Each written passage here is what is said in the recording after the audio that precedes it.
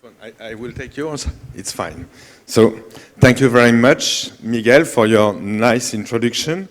So, Hoy les voy a hablar acerca del uso de los probióticos para síndrome metabólico y para diabetes tipo 2.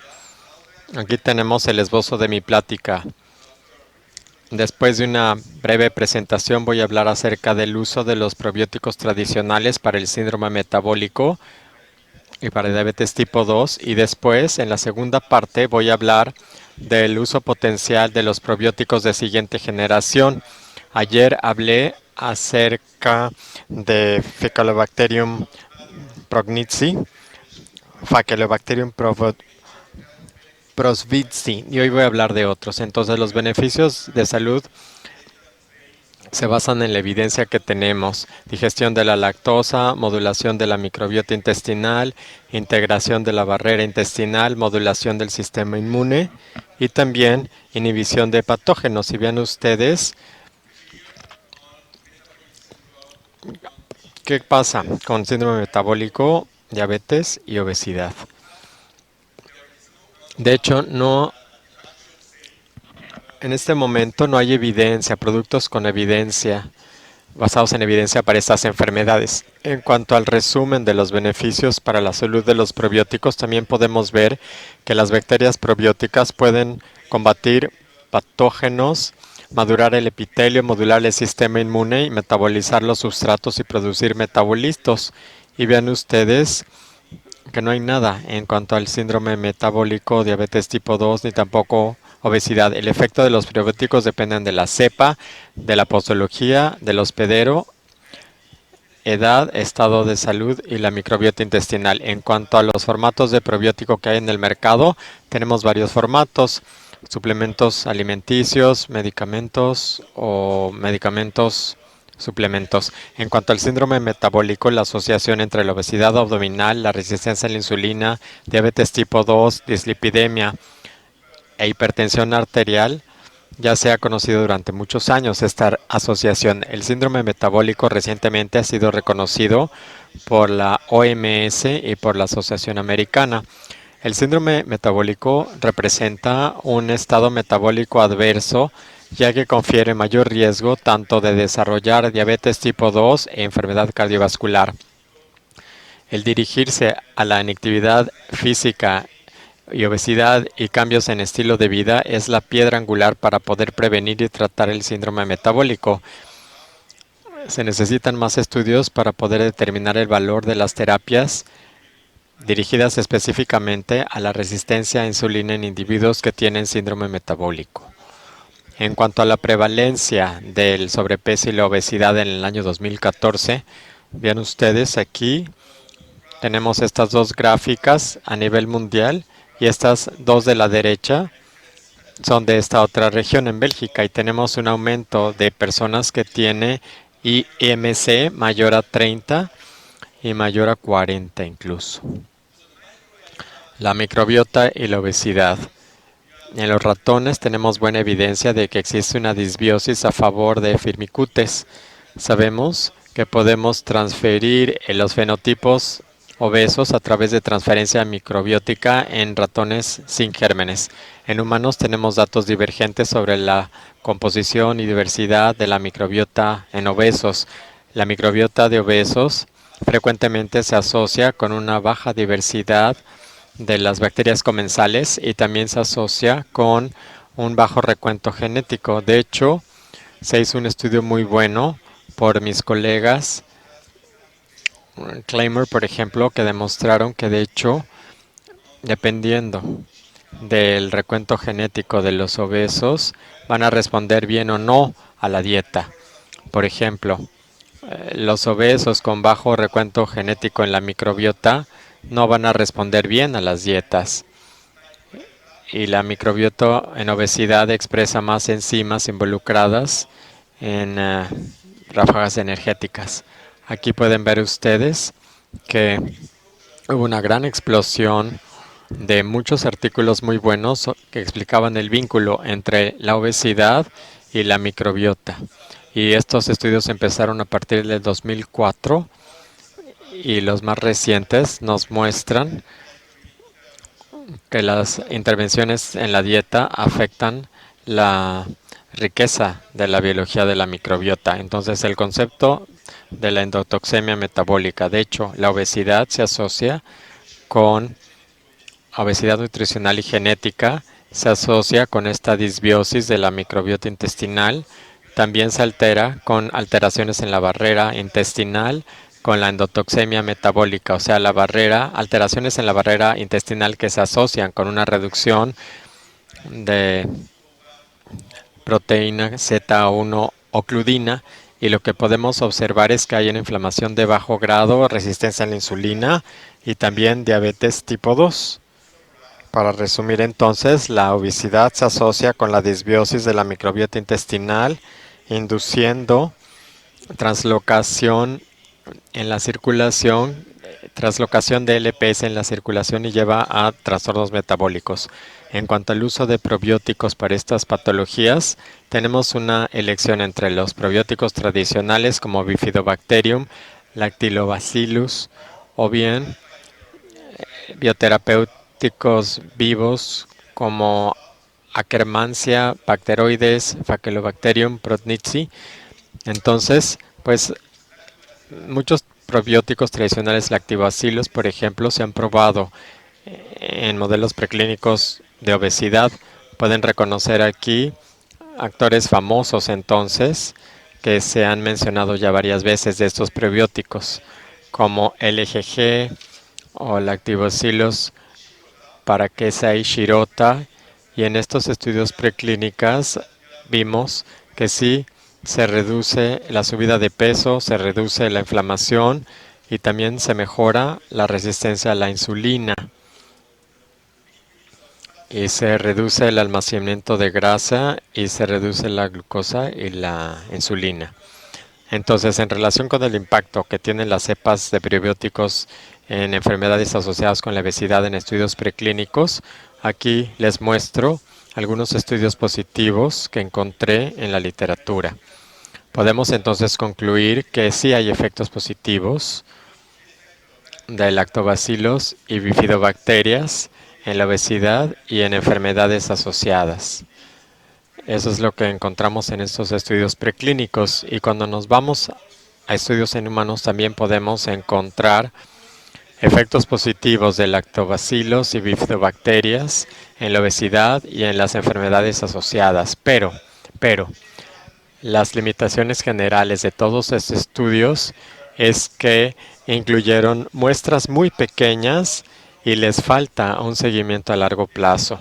O sea que realmente estos no son tan convincentes en mi opinión. En relación con el papel de los probióticos en la diabetes, se hizo una revisión reciente que resumió las opiniones del vínculo entre la disbiosis y la diabetes. Este vínculo es convincente, especialmente debido a que los probióticos han demostrado ser benéficos para poder normalizar metabolismos alterados en pacientes diabéticos. La eficacia de los probióticos en la diabetes se ha demostrado, ya que tienen la capacidad de bajar la glucosa en ayunas y los niveles de insulina en contextos preclínicos y también en los estudios humanos. Sin embargo, existe una gran heterogeneidad en estos estudios, incluyendo las especies que se utilizan, en la dosis del probiótico y la magnitud de su eficacia. Entonces, de acuerdo con este entendimiento sólido de los beneficios de los probióticos en la diabetes a nivel celular, tanto en estudios animales como en estudios clínicos, combinación con su excelente tolerabilidad, sí deberían de explorarse más los probióticos para aplicarse en la clínica. Se necesita más investigación sobre ciertas cepas específicas y dosis terapéuticas, y también habrá que estudiar la duración del efecto óptimo. Esta es mi conclusión entonces en relación con el uso de los probióticos tradicionales. Vemos buenas tendencias en estudios preclínicos, sin embargo, con las cepas de probióticos tradicionales no queda bien determinado el mecanismo de acción ni tampoco la modulación de la microbiota intestinal. En algunos estudios clínicos tenemos buenas tendencias, sin embargo, son cohortes muy pequeñas y unos seguimientos muy pequeños. Por lo tanto, esto nos lleva a una ausencia de cualquier producto basado en evidencia que esté en el mercado en este momento. Pero ¿qué pasa ahora con los probióticos de siguiente generación?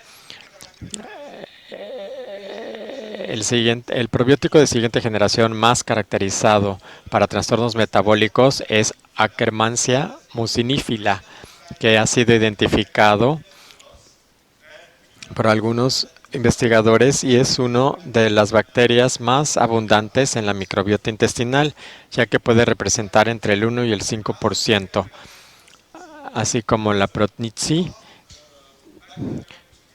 que crece y es bueno trabajar con ella porque es muy sensible al oxígeno y además es alta consumidora de mucosa y está reducida esta bacteria en diabetes tipo 2 y en pacientes obesos. También podemos observar mayor abundancia basal asociada con mejores parámetros cardiometabólicos. Entonces, se están haciendo estudios clínicos en humanos, en obesos, los están realizando Patrice Canny a través de su empresa que se llama Amancia. Entonces, las consecuencias benéficas de Akkermansia mucinifila podrían ser que se reduce la endotoxemia metabólica, aumenta la producción de moco, aumenta los péptidos antimicrobianos, aumenta la resistencia eléctrica transepitelial, se reduce la producción de glucosa, también se reduce el estrés en el retículo endoplástico, se reduce aumenta la oxidación, aumentan las células Treg, se reduce la infiltración de macrófagos. Entonces, más recientemente, como ya les dije, hay muchos probióticos tradicionales para los cuales no tenemos el mecanismo de acción. Pero interesantemente, Patrice Canny mostró el primer resultado en estudios preclínicos de que la cepa pasteurizada fue más eficiente que la viva de Akkermansia. Entonces se trató de una investigación muy interesante, porque como les dije, es una buena bacteria con la que podemos trabajar y la pasteurización de Akkermansia puede resolver el problema. Pero de manera más interesante también se aisló la Akkermansia mucinifila y se demostró que esta proteína 1100 que se toma de Akkermansia es una bacteria pasteurizada y que trabaja mejor en el hospedero. Para terminar, voy a hablar acerca de probióticos de siguiente generación que estamos identificando desde hace muy poco en mi laboratorio, hace 2 años, y es los metabolitos de triptofán. Sabemos que los metabolitos de triptófano son moléculas importantes que participan en el efecto de la microbiota en el huésped. Como ven ustedes aquí, el triptofán se metaboliza ya sea a través del hospedero o por la microbiota y va a producir agonistas AHR, agonistas del receptor de hidrocarbono, y entonces esto se va a estimular por los metabolitos de triptófano, especialmente como derivados de índole. Entonces, si tienen una buena producción de agonistas de AHR, entonces van a tener una buena homeostasia intestinal y tiene una buena secreción entonces de IL-22, por ejemplo.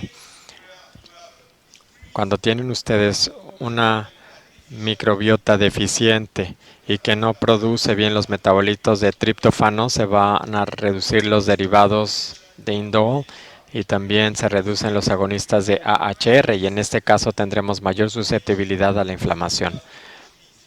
Esto se publicó en Nature Medicine hace un par de años y simplemente quiero decirles que es el receptor de aril hidrocarbono, es un factor de transcripción nuclear activado a ligandos. Y como ven ustedes aquí, se tienen los ligandos de AHR que se producen y después Estos ligandos de HR activan el receptor de aril hidrocarbono y este a su vez va a activar la secreción de IL-22, que es una citosina muy importante para la salud intestinal. Los datos sugieren entonces que estos blancos de AHR quizá puedan participar también en el síndrome metabólico. Ese trabajo se publicó en Nature Medicine, considerando que tenemos microbiota defectuosa en la producción de agonistas AHR. Pudimos entonces identificar lactobacillus que sí pueden producir agonistas AHR y pueden proteger al ratón de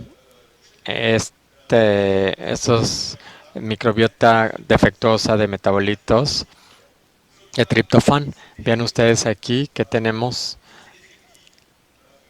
ratones defectuosos en cuanto a metabolitos o microbiota con problemas de metabolitos de triptofano. Entonces se utilizan estos prebióticos de siguiente generación que son lactobacillus. Se puede producir ligandos de AHR. Y vean ustedes entonces en las curvas verdes que podemos aumentar interleucina 22 y también aumentamos la actividad de AHR en estos ratones, restaurando así la protección contra la colitis.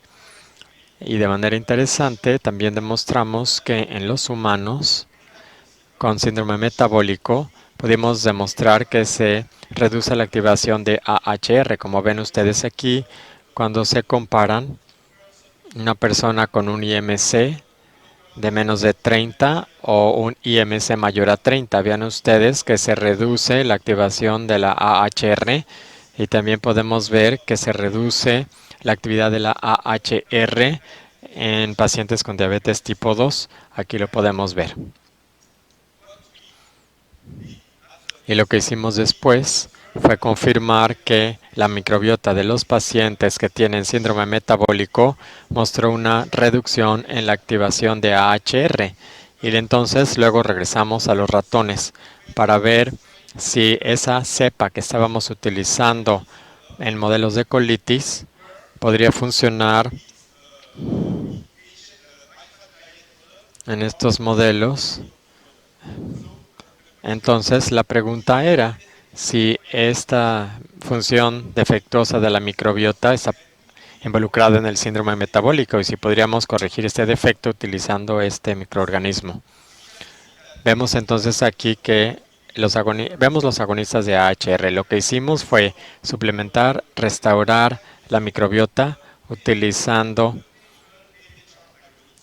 agonistas AHR con sustancias químicas FLCZ.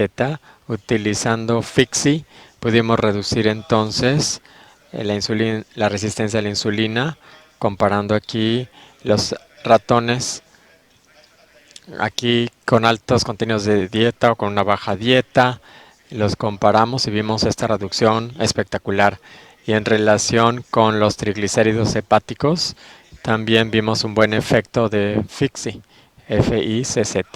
Entonces, después de esto, pues obtuvimos los mismos resultados con los ratones OB, y entonces nos fuimos a ver la Lactobacillus reuteri, que produce naturalmente agonistas AHR, y obtuvimos los mismos resultados que anteriormente con FIXI. Entonces vean ustedes aquí que Lactobacillus reuteri puede restaurar la resistencia a la insulina o GTT y también aquí los lípidos hepáticos. Vean ustedes que este microorganismo es muy efectivo y obtuvimos los mismos resultados también en ratones OB.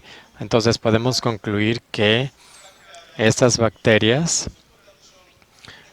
son probióticos de siguiente generación con buen potencial para poder prevenir y tratar síndrome metabólico en los humanos. Y pues acabamos de publicar estos resultados en Cell Metabolism. Los publicamos en noviembre pasado.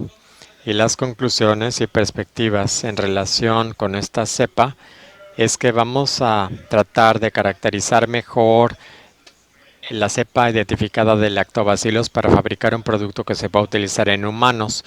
En un proyecto a largo plazo, también vamos a identificar bacterias intestinales humanas con mayor efecto de agonistas AHR. En este momento estamos probándolo ya en modelos preclínicos.